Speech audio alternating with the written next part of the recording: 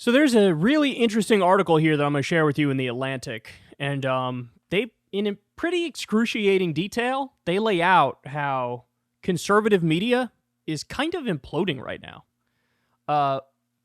Which is shocking to say because historically, certainly within the past 5 to 10 years, they've been a juggernaut, man. They really have. There's a lot of, not just like traditional Fox News style conservative media, but like online conservative media has been really huge. So let's lay this out here. Right-wing media are in trouble.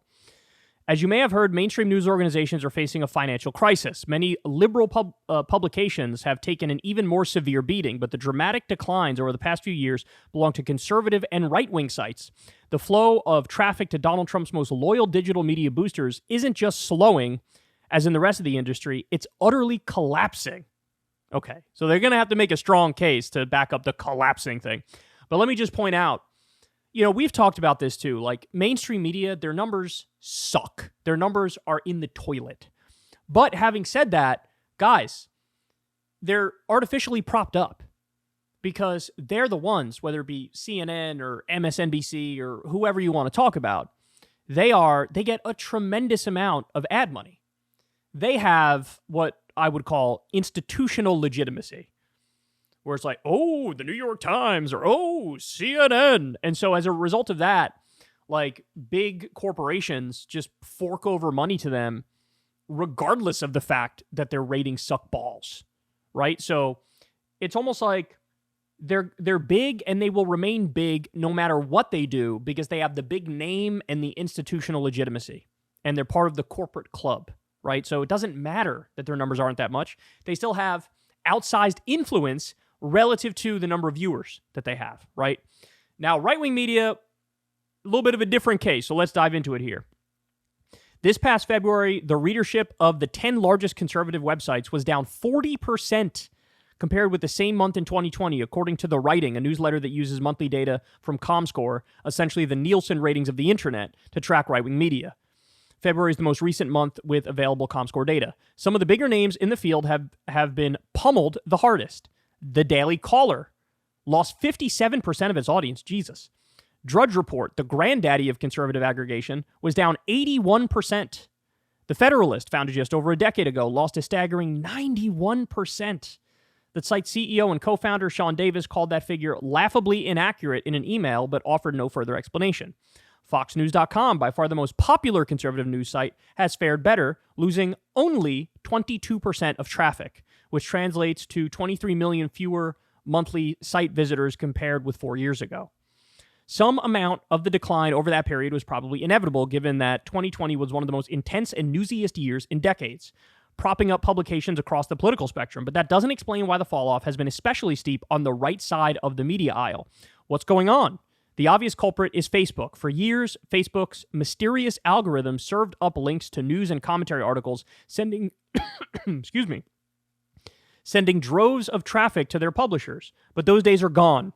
Amid criticism from elected officials and academics who said the social media giant was spreading hate speech, and harmful misinformation, including Russian propaganda before the 2016 election, Facebook apparently came to question the value of featuring news on its platform. In early 2018, it began de-emphasizing news content, giving greater priority to content posted by friends and family members. In 2021, it tightened the tap a little further.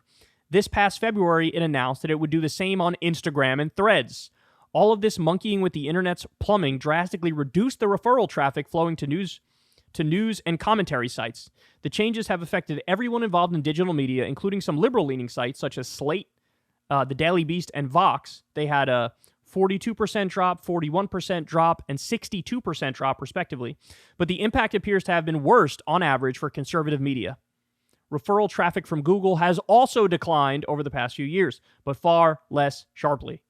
Unsurprisingly, the people who run conservative outlets see this as straightforward proof that big tech is silencing them. Neil Patel, a co-founder with Tucker Carlson of the Daily Caller, told me that the tech giants want to crush any independent media that was perceived to have been helpful to Trump's rise. All right, let me just pause to point out real quick. You don't get to call yourself independent media if you're a right-wing outlet and you take big money. And across the board, everybody who calls themselves independent media on the right, they take big money. So I don't want to hear it. In fact, the Daily Wire spent a tremendous amount of money advertising on Facebook. So that you're not independent media, right? My idea of independent media is if you get a large amount of your funding directly from your audience, whether it be a subscription model or a Patreon type thing or whatever. Like here on this, I'm independent media. I've never had a conversation with an advertiser, and I've been doing this full time since 2012, right? That's independent. There are no other factors that could pull me in one direction or another or taint my commentary. Whereas with they take big money from billionaires and right-wing think tanks and stuff, and then like, we're independent. That's not independent. All right, let's continue. Patel calls this a form of big tech-driven viewpoint discrimination that should scare any fair-minded individual. A simpler explanation is that conservative digital media are disproportionately dependent on social media referrals in the first place. Many mainstream publications have long established brand names, large newsrooms to churn out copy, and in a few cases, large numbers of loyal subscribers. Sites like Breitbart and Ben Shapiro's The Daily Wire, however, were essentially Facebook virality machines, adept at injecting irresistibly outrageous clickable nuggets into people's feeds. So the drawing up of referrals hit these publications much harder. And so far, unlike some publications that have pivoted away from relying on traffic and programming advertising, they've struggled to adapt. Rather than stabilizing amid Facebook's New World Order, traffic on the right has mostly continued south. Among the big losers over the past year, the Washington Free Beacon, whose traffic was down 58%, Gateway Pundit down 62%. Compare that with prominent mainstream and liberal sites, which, although still well below their 2020 heights, have at least stanched the bleeding. Traffic to the Washington Post and the New York Times from February 2023 to 2024 was essentially flat. Slate's was up 14%. I do object in this piece, though, to them comparing, like, the Daily Wire and the Washington Free Beacon to the Washington Post and the New York Times. The Washington Post and the New York Times, they are legacy media. They have that institutional legitimacy. Don't call them liberal. Don't call them leftist. They're legacy media. I guess technically they're liberal, but it's a sort of establishment liberalism, right? It's not ideological liberalism. So I don't like the comparison there. And also the Washington Post and the New York Times, they get relentlessly pumped out. Okay, they are now the algorithm's darling. Google's darling. Obviously, you can't have it on YouTube. They don't do YouTube stuff, right? But here's the heart of the matter. The heart of the matter is, for a long time, it's true, right-wing outlets were being algorithmically boosted. Ironically, as they cried the most about how they were being suppressed. No, the Daily Wire dominated Facebook, right? Like I said, they spent a lot of money on advertising to get their name out there. They really hooked themselves into the algorithm in a way that artificially propped them up. And that's how they became really popular. So now the question is, what happened here? Are they trying to return to baseline, or are they cracking down too much? Not just on right-wing political content, but on political content in general. I would argue they've cracked down too much. Because, and we've run into this too, whether it be with Adpocalypse or YouTube tweaking their algorithm. It's like, I'm not asking to be boosted. I'm just asking to not hold us back. And my guess is, the same thing would apply. I feel like the Daily Wire would feel the same way. And a lot of these right-wing outlets would feel the same way. I don't want to suppress the Daily Wire. I don't want to suppress right-wing outlets. I just don't want them to be artificially, algorithmically boosted in a way that's above and beyond what a show like mine would be. Right? I think that's fair. I think equal playing field across the board is fair. For conservative media publishers, the financial consequences of such a steep decline in readership are hard to know for certain. None of the best-known names publicly reports revenue figures, and many are supported by rich patrons who may not be in for the money. But the situation can't be good. Digital media still rely on advertising, and advertising still goes to places with more, not fewer people paying attention. Traffic also drives subscriptions. Look, a lot of these right-wing outlets take big money. So they're going to be all right. The idea, they're going to be hurting financially. I don't think the Daily Wire is hurting financially. We all saw the contract that they gave to frickin' Steven Crowder. They offered him like $50 million, and then Steven Crowder went around crying and whining and shitting himself and saying it was like slavery or something, right? They're fine. They're fine monetarily, but that's because they have big money sugar daddies. More broadly, the loss of readership can't be helpful to the ideological cause. Top-drawing sites like Conspiratorial, Gateway Pundit, and InfoWars help keep the MAGA faithful faithful by recirculating, amplifying, and sometimes creating the culture war memes and talking points that dominate right and far-right opinion. Less traffic means less influence. The Daily Caller's Patel insisted that faltering traffic alone isn't a death sentence for the one-time lords of the conservative web. With the addition of a subscription service and tighter financial management, the Daily Caller's financial health is solid and improving, he said. Outlets like his own can still succeed with people who have lost trust in the corporate media and are actively seeking alternatives. Again, this framing I hate from the right-wing outlets. The idea, they're corporate media and we're not. No, if you're taking big money from billionaire donors, multimillionaire donors, conservative think tanks, big advertisers, you're also corporate media. It's like there's corporate liberal media and there's corporate conservative media. You are corporate conservative media. I don't like the fake outsider posture. The trouble is that there are now alternatives to the alternatives. The writing's proprietor, Howard Polskin, pointed out to me that the websites that dominated the field in 2016, Fox News, Breitbart, The Washington Times, and so on, are no longer the only players in MAGA world. The marketplace has expanded and fragmented since then, splintering the audience seeking conservative or even extremist perspective among podcasts, YouTube videos, Substack newsletters, and boutique platforms like Rumble. Quote, "There's a lot of choice," Polskin said. "Even if the big sites went out of business tomorrow, there's a lot of voices still out there.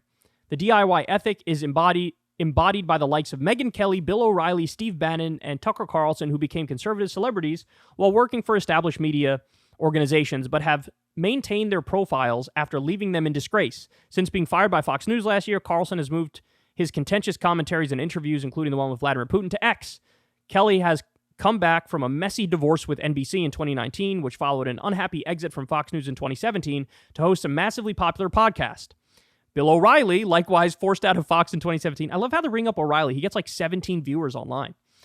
Has kept talking via newsletters, video streams, and weekly appearances on the News Nation cable channel. And Bannon, the former Trump consigliere who left Breitbart, which he founded after publicly criticizing the Trump family, has gone the podcaster route himself. His War Room podcast was ranked as the leading source of false and misleading information in a broad study of the medium by Brookings Institution last year.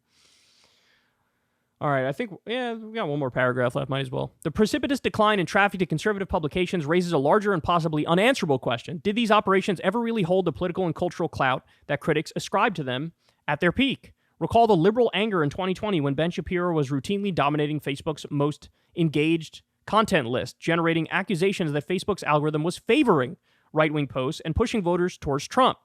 Yet Joe Biden went on to win the election easily, and Democrats overperformed in the 2022 midterms. Now, as conservatives cry that big tech has crushed their traffic, Trump is running neck and neck with Biden in the polls, even with the legal cloud hanging over him and shortfalls of campaign cash. Maybe who wins the traffic contest doesn't matter as much as it once appeared. So anyway, all that stuff is interesting. A lot of the outlets that they're saying have collapsed are the 2016, 2015 era, maybe even before that, conservative publications.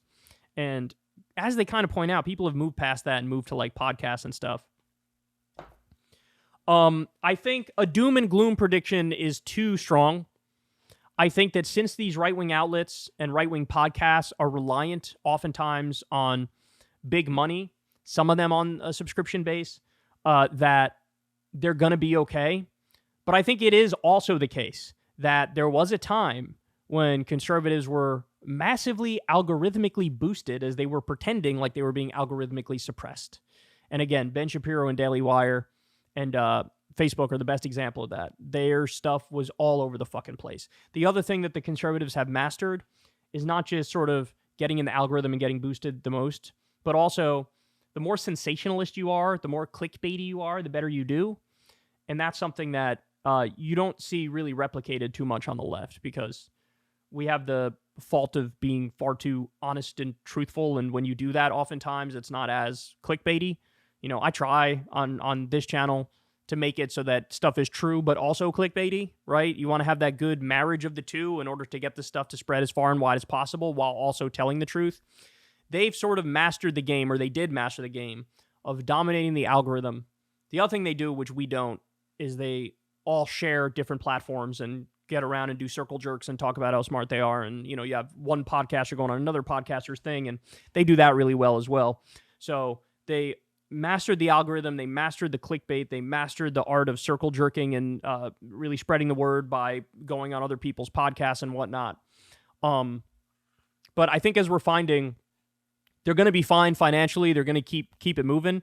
But to remove their favored treatment via YouTube algorithms and Facebook algorithms and now Threads and Instagram, that will lead them to flip out.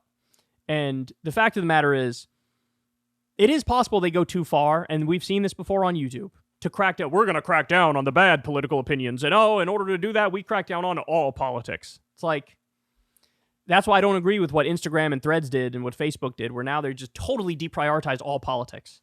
Because they had a misinformation problem when there was stuff that was untrue that was spreading super far and wide and like trending #1, right? So they overreacted and cracked down on everything. You need to find that happy medium of like a fair, relatively neutral algorithm that's not biased in one direction or another, that still allows for politics and things of that nature. I don't know if we're ever going to get that balance right. I don't know. But at least for now, you can take some solace in the fact that at least some right-wing outlets, the ones from yesteryear, are almost totally collapsed. Talking about the ones that are in writing for the most part. Hey y'all, do me a favor and like and subscribe. It helps out big time in the algorithm. Click the bell as well for notifications when videos drop, and watch that video on screen right now. You know you want to.